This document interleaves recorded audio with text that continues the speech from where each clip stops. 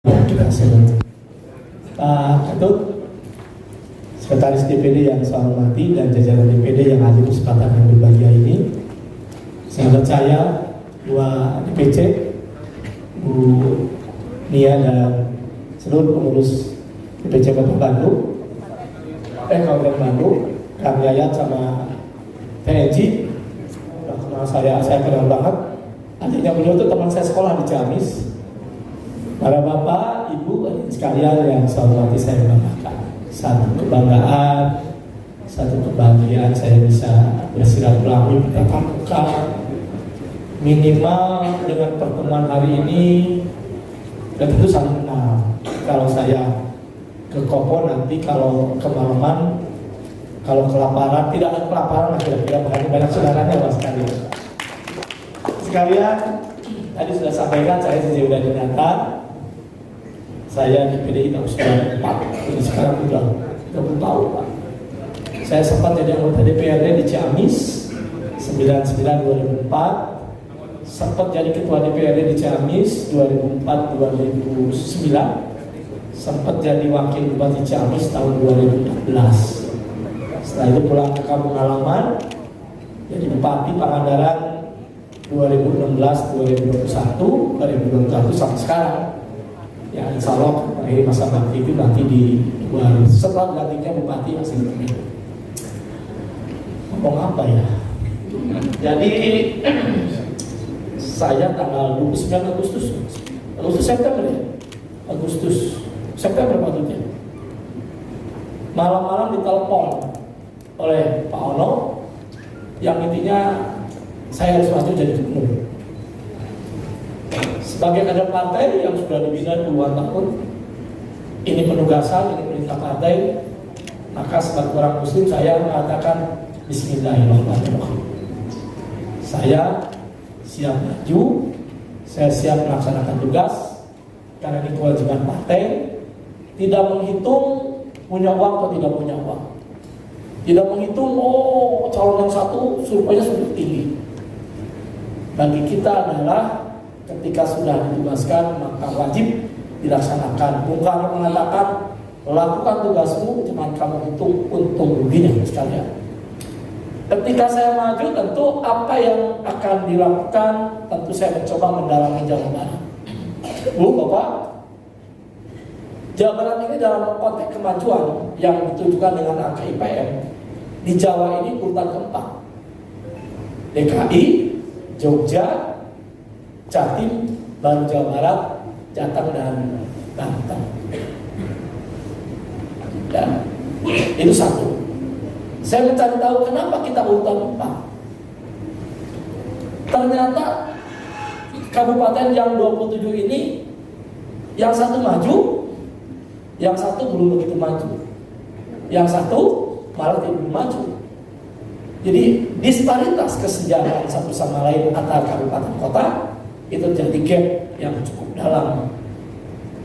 Ya, maka cari apa yang akan kita lakukan. Yang kita lakukan adalah bagaimana tadi yang saya di pembuka tadi malam itu, bahwa saya menyadari rakyat Jawa Barat ini rakyat kabupaten kota, ada yang di Bandung, kota Bandung dan sebagainya. Yang kondisinya juga sangat berbeda. Maka lahirlah yang namanya Jabar untuk semua, untuk mencapai visi membangun masa Jabar adil, makmur, lestari dan berkeadaban. Jadi Jabar untuk semua itu kira-kira begitu sekalian. Orang Ciamis, orang Pangandaran yang kaya, yang punya uang, kalau sakit berobatnya di Bandung. Karena apa? Karena fasilitas dan tenaga Bandung lebih bagus daripada Ciamis Pangandaran. Yang punya duit, yang tidak punya duit, saya di Pangandaran. Terjadi satu kesenjangan. Bandungnya bagus, Pangandarannya dan Ciamisnya belum bagus. Konsep Jabar untuk semua, maka didekatkan. Bandungnya boleh bagus, tapi Pangandaran dan Ciamis juga harus bagus. Kalau layanan kesehatan yang bagus kamu kemarin dipunyai oleh orang kaya, maka dengan konsep Jabar semua, pelayanan yang bagus akan mendapatkan di mana-mana. Itulah kunci dari Jabar untuk semua ini sekalian. Seperti tadi malam yang saya sampaikan. Konsep itu yang kita lakukan. Ya. Dengan Jabar semua, apabila kita concern, fokus terhadap beberapa hal yang paling fundamental, yang paling dasar dan menentukan kehidupan masyarakat Jawa Barat, maka insya Allah 5 tahun kita akan menyamai DKI dan Jogja. Kalau ukuran angka IPM itu ada 3 indeks pendidikan, kesehatan, dan daya beli. Ya, kenapa tadi malam saya melemparkan gagasan beasiswa 10 juta per orang untuk 100.000? Orang mulai berpikir dari mana uangnya, kan begitu? Bagaimana konsepnya? Bapak sekalian, di pendidikan saja saya ingin sampaikan. Kalau kita mau perguruan tinggi, ada istilahnya APK, angka partisipasi perguruan tinggi. Jadi semua orang yang melanjutkan perguruan tinggi itu Jawa itu hanya 22, Pak. 22 dari 100. 22. Kenapa? Karena angka Jawa akumulasi dari angka-angka yang di kabupaten kota kan begitu. Dari Jawa, karena Jawa contoh ya, kabupaten kota. Apa yang terjadi yang saya lihat? Bandung Raya-nya 45. Cimahi dan kabupaten 25. Begitu masuk, saya lihat datanya, yang angka 30 itu hanya 9 kabupaten kota, yang 18 di bawah 30. Bayangkan masih ada kabupaten yang cuma 15, 100 hanya 15 yang menentukan ke perguruan tinggi. Ya. Ini adalah penting kalau kita ngomong bagaimana kemajuan satu bangsa, apalagi sekarang sudah 501, ya, dalam era digitalisasi. Dan kita baru 22 indeks pendidikannya. Yang mana mau ngejar ya? Maka konsepnya ada 2. Satu, akses. Konsepnya 1, agar akses masuk ke perguruan itu mudah. Dengan cara apa? Di tempat-tempat yang rendah tadi diberi perguruan tinggi. Sudah tidak boleh lagi lah memberi izin perguruan tinggi di Bandung kota, di Kabupaten Bandung Tape. Karena kalau di daerah yang aksesnya menjadi dekat kan. Satu. Yang kedua, di daerah tentu struktur ekonominya kan di daerah itu investasi itu tidak terlalu kencang daerah lain. Pak kami itu, Pak Anan itu adalah investasi terbesar ketiga setelah ada 3 di atas kami. Yang lainnya Pak di bawah investasinya. Bagaimana ekonomi mau bergerak? Artinya apa? Ada struktur ekonominya kan menengah ke bawah. Kalau menengah ke bawah, maka tentu aspek biaya untuk melanjutkan perguruan tinggi belum menjadi prioritas kalau masyarakat menengah ke bawah ekonominya. Maka kalau tidak didorong, tidak ada beasiswa, maka yang melanjutkannya akan semakin kecil. Maka kita keluarkan namanya bantuan beasiswa 10 juta per mahasiswa. Per tahun sekitar 100.000 orang. Kalau 1 juta adalah 1 triliun Bos sekalian. Tahun kedua 1 triliun, tahun kedua 2 triliun, tahun ketiga 3 triliun, 4 triliun. Pak Jaja ada uangnya. Uang kan ada. Tergantung kita mau kemana membawanya. Dan jangan menghitung mahal atau murah. Jangan menghitung ada uang atau tidak uang. Kalau urusan pendidikan, segala-galanya harus menjadi perhatian khusus dalam rangka memajukan kecerdasan bangsa. Itulah landasan kenapa kita ya mengeluarkan itu bukan tanpa hitungan. Dihitung betul. Kalau itu terjadi, satu kan indeks angka IPM itu indeksnya indeks pendidikan. Indeks pendidikan itu ada 2, rata-rata lama sekolah dan harapan sekolah. Rata-rata sekolahnya, halaman lama sekolahnya akan menaik, maka akan mendorong rata-rata lama sekolah. Pasti indeks pendidikannya akan naik begitu. Yang kedua kesehatan tadi. Indeks kesehatan itu ada 3 yang variabel terhadap indeks. Yang mendorong indeks kesehatan ada 3 variabel. Satu adalah angka harapan hidup. Kalau angka nerangkannya susah, apa detil Pak? Berapa yang mati usia segini, berapa usia yang 80 tahun, berapa yang 40 tahun, nanti diratakan namanya angka harapan hidup. Yang kedua ada capaian 12 indikator. Wah ini panjang lagi Pak. Yang ketiga ada yang namanya kesehatan keluarga, itu yang mempengaruhi. Kalau itu kita fokus, ya kalau ada yang sebelah ngomong kita akan membuat pesawat ambulan, saya pikir itulah penting. Tapi yang paling penting mendirikan rumah sakit atau instansi kesehatan yang bagus di daerah. Jadi nggak usah kembali lagi. Orang Panganan berobat Panganan karena fasilitas dan dokternya benar-benar bagus kan begitu Mas Kata. Dalam konsep kita begitu. Kalau ini kita dorong serius, terus pertumbuhan ekonomi saya ingin cerita. Ketika saya masuk jadi bupati, pertumbuhan ekonomi Panganan di bawah 5. Di bawah 5. Hari ini, ya caturwulan yang kedua, Panganan ini berlaju pertumbuhan ekonominya terbaik sejauh barat. 8,6. Bandung kalah, kota Bandung semua kalah semua. Kenapa? Pak, saya 10 tahun jadi bupati, nggak punya rumah dinas. Saya nggak bangun rumah dinas. Saya nggak bangun kantor nyewa aja kalian. Adalah sekretariat Setda ada. Ya, saya bilang udahlah, rakyat kan tidak ketika makan kan kita tidak ingin, rakyat tidak ingin kantor, tidak ingin Anda jadi bupati, rakyat ingin jalan bagus, infrastruktur bagus dan lain sebagainya. Maka saya kebut. Tidak membangun kantor, bangun jalan. Sekarang jalan 98% di Panganan, ke kampung-kampung saja sudah bagus sekali kita bangun. Rumah sakit saya bangun 425 miliar rumah sakit, selesai dibangun. Ya, puskesmas sudah bangun. Dan orang Panganan kalau sakit tinggal maunya, kalau lahir tinggal maunya kan nggak usah bayar. Ya, kita gratiskan semua sekarang. Pariwisata kita tata dengan baik. Setahun 4 juta orang yang datang ke Pangandaran. Investasi juga berjalan dengan baik. Jadi pertumbuhan ekonominya bagus. Ya, saya membuat konektivitas tempat-tempat produksi ya terhadap pasarnya ada di wisata Pangandaran. Konektivitas ke tempat-tempat produksi jalan dibagusin dan sebagainya. Jadi saya pernah sekali waktu saya pernah makan duren. Orang mau dibayar nggak mau. Kenapa nggak mau Pak? Saya senang sama Bapak, saya terima kasih. Dulu kalau saya keluar dari Langkat Pancar, kalau ada yang di Langkat Pancar, saya hanya bisa 1 kali jualan. Sekarang bisa 6 kali bolak-balik jualan ke Pangandaran sebagai pasar. Jadi kalau saya ini masih ketua nelayan, mesti ketua Kodim nelayan yang per tahunnya 35-40 miliar. Harga udang itu kalau hari biasa 70.000 Pak. Tapi kalau sudah hari Jumat Sabtu Minggu, harganya di atas 80-90.000 Mas. Naiknya luar biasa. Maka di nelayan di Pangandaran itu nggak ada nelayan menunjang ibu gelita.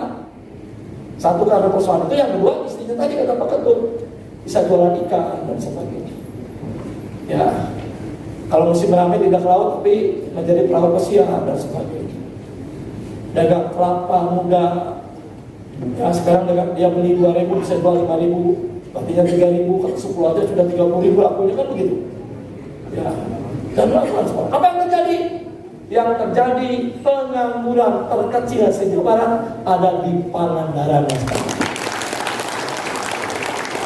Itulah DPD memanggil saya, walaupun saya sebetulnya tidak siap asalnya. Tapi ketika sudah tugas, ya sudah, bismillah kan begitu. Tidak mikir mana kalah udahlah. Debat tadi malam, ya debat aja, ayo udah biasa juga. Apa yang saya omongkan biasa yang kita lakukan kan begitu, saya ke lapangan dan sebagainya sudah dibuat kan begitu sekalian. Kita lakukan seperti itu. Jadi Mas kalian, ya tadi malam saya cerita itu ya sampaikan. Terus di akhir sambutan saya apa? Pemimpin harus pintar. Pemimpin harus tahu masalah. Kan begitu.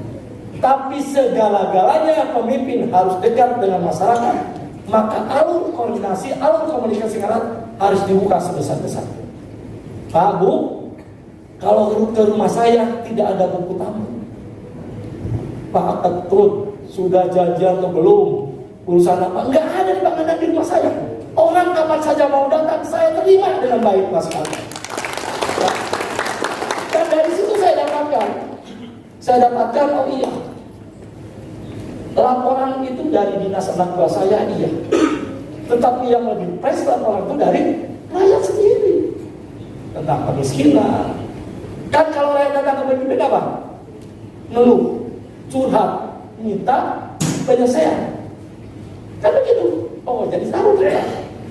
Ya, jadi mas sekalian, saya serius. Nanti kalau saya jadi Pak Puan namanya, gedung Pak Puan akan saya buka. Bapak Ibu mau datang mana? Nanti Pak Ridwan yang datang enggak apa? Disuguhan. Dari jajannya duit di Pemda yang dimana kan begitu mas, kan begitu. Ayo satu tahun kita nyala nggak apa-apa. Kan begitu ya. Tadi anak PDI saya bilang, kamu ingin nggak cari Pak Puan? Ingin. Ya ayo kita berjuang sama-sama kan begitu. Ya Pak? Dan nggak usah takut. Ya saya ingin jabat itu semua ini ya bukan ada persoalan pembangunan, tapi menyangkut juga kemiskinan, tapi menyangkut juga keragaman kita semua.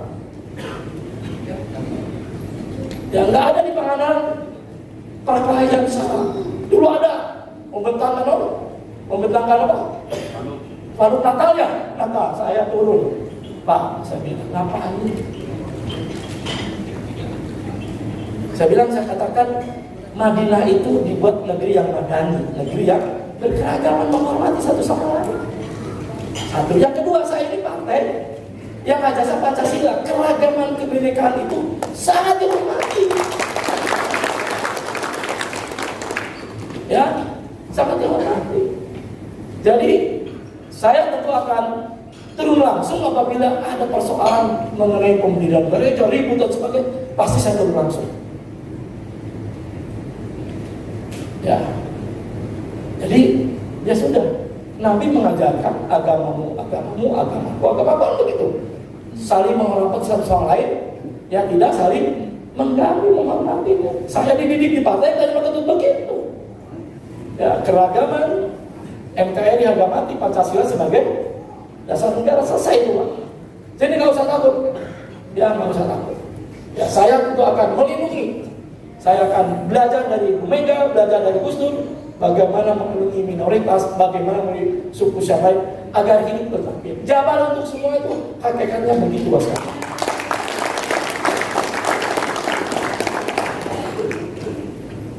Ya, ngomong apa lagi dulu? Udah, sekarang nanti kita ngomongnya setelah menang, diundang lagi ke sini sebagai gubernur. Nanti yang megang izin yang lebih nanti gubernur. Tahu siapa izin? Saya yang lebih yang kalau jadi atau diundang ke gedung Papua. Kita kumpul di sana. Oke? Oke? Tahun 5 kita mendirikan bangsa ini untuk kebersamaan, semua berada dalam kenyamanan kehidupan di Indonesia Raya. Kita akan jadikan Jawa Barat raya sekali. Kan begitu ya? Kan belum pernah tuh, belum pernah kan? Nah sekarang saatnya Pak, saatnya.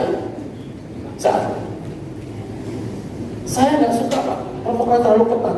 Ada lapangan darat. Mau ketemu saya kapan saja, kalian cerita, nggak ada masalah. Mau bawa duren, mau bawa apa saja, tidak bawa apa saja, nggak ada masalah. Capek, ya capek itu resiko pemimpin begitu. Ya begitu sekali. Ya tadi malam yang kita sampaikan itu yang akan kita laksanakan. Saya dengan Pak Ronald ini apa ya, dari usia berbeda jauh. Dari profesi saya politisi, dia entertainment atau artis ya. Selebriti tadi malam kan enak dia ngomong ya. Enak dia ngomong.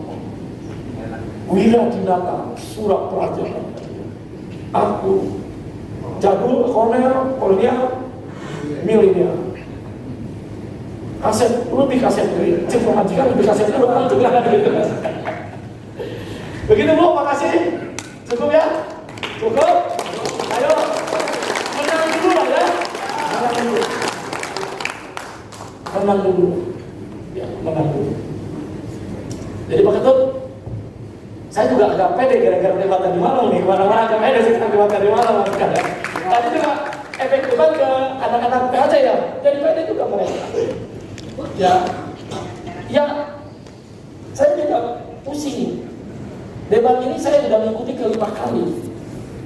Ya, biasanya waktunya cukup 4 menit pembukaan. Dan jawab 1,5 menit atau 2 menit. Ini apa? 2 menit menjawab 45 detik supaya harus menyampaikan konsep gagasan dimahami oleh rakyat dalam waktu yang sesingkat-singkatnya. Waduh, saya juga bismillahirrahmanirrahim. Banyak telepon dari kampung halaman saya, mereka pada nangis, dia katakan, ente ngerahkan pulang kampung, kata pulang kampung, dari bangga, katakan pulang saya. Karena kamu itu bangga, karena itu dimana lagi, mereka nonton semua, udah kayak nonton Persib dan sebagainya. Ya emang kita diajari oleh partai begitu, apa adanya. Ya, diajari oleh partai begitu ya, kehidupan saya sebagai politisi begitu, apa adanya. Tidak dibuat-buat dan sebagainya, tidak baca buku, tidak nyontek. Emang mau ulangan nyontek? Mau ulangan? Emang mau ulangan? Kan beda ulangan dengan debat. Kalau ulangan 2 x 2 sama dengan 4. Tapi kalau debat, kenapa antara 2 x 2 jadi 4? Dari mana asal 4 dan kemana tujuan 4? Kan begitu namanya debat. Kan begitu. Ya, sebenarnya. Coba Bapak nggak catat, nggak lapor, ngapain catat? Bismillah aja loh. Pokoknya niatnya jangan malu-maluin gitu aja niat tadi malam. Kata Pak Bos, kata beban Mas sekalian. Ya kita sekalian terima kasih semuanya. Ya kalau ke Pangandaran, insya Allah saya tanggal 23 ya. Terakhir 24 sudah jadi bupati lagi, sudah aktif lagi. Ya kalau ke Pangandaran malah saya gampang ditemui kok. Ya dari Pangandaran lagi pilih dan sebagainya. Ya teman-teman Pak Ketut, makasih. Ya, Bandung luar biasa. Ya, sekarang 4 Ketut, ya tadi saya 12, besok nanti alhamdulillah. Jadi banyak tuh, Bapak tahu, teman-teman saya banyak. Ada Lucy, ada Pak Gunadi yang layangan Bapak cek itu ya, teman sekelas saya. Ada adik Bapak beda kelas dengan saya, saya bicara. Begitu Mas sekalian, nggak usah tanya jawab, nggak usah ya. Menang dulu lah, ya. Menang dulu. Terima kasih. Assalamualaikum warahmatullahi wabarakatuh. Waalaikumsalam warahmatullahi wabarakatuh.